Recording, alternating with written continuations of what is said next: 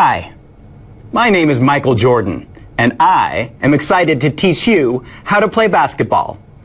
Are you excited? Of course you are! I am Michael Jordan.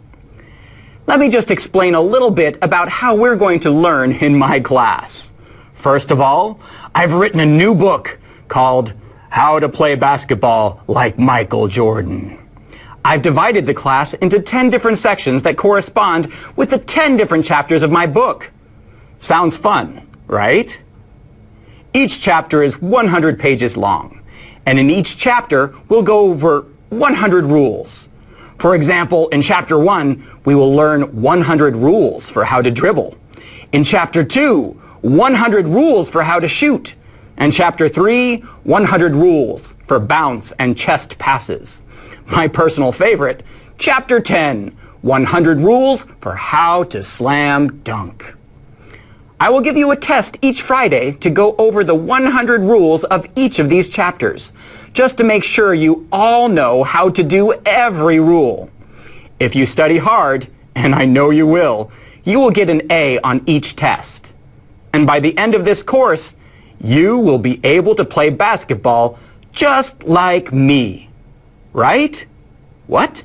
You don't think so? Well, why not? All right.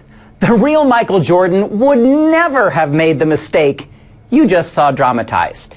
He knows, as I am sure is clear by his level of play, that he didn't just memorize a bunch of rules. What do you need to become a great basketball player?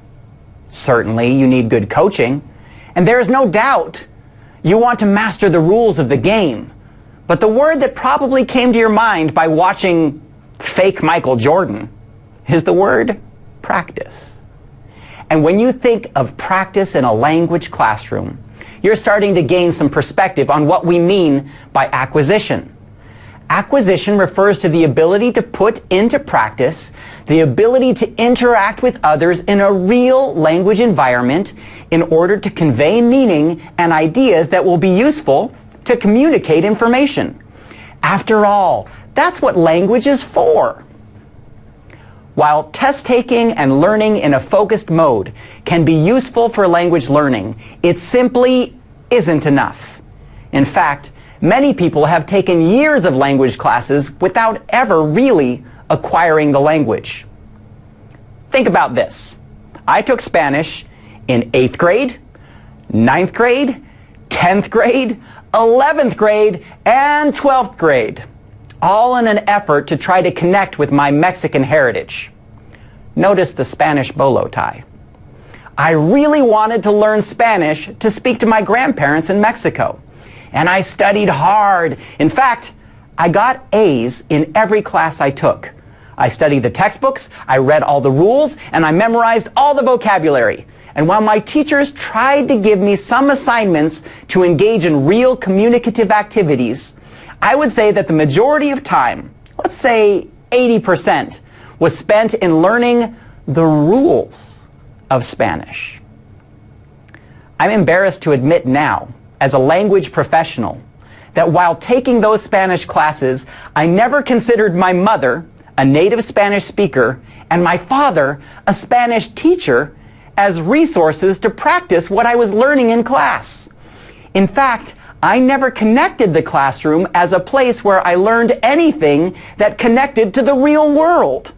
What a wasted opportunity and a lack of understanding. So your job as a teacher is to not only teach language through grammar rules, drills, and worksheets, but to encourage students to have opportunities to practice the rules and language you give them. And not just once, but many times. Just like basketball, acquired skills are those that fade over time, meaning that if you don't use it, you lose it. And just because you teach it doesn't mean they learn it. Learning the skills to actually use language comes through practice. Perhaps a simple rule of thumb to help you combat the problem of practice is the 80-20 rule.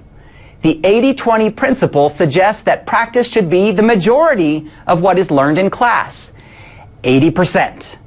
Whereas 20% of the time, you can flip to that zoom lens mode, provide instruction and details that will allow them to focus in on things they have not yet noticed or seen. In this way, you can certainly see that language is basketball, and you are the coach. Yet another metaphor to store away and help you understand some of the fundamental principles in Teach English Now.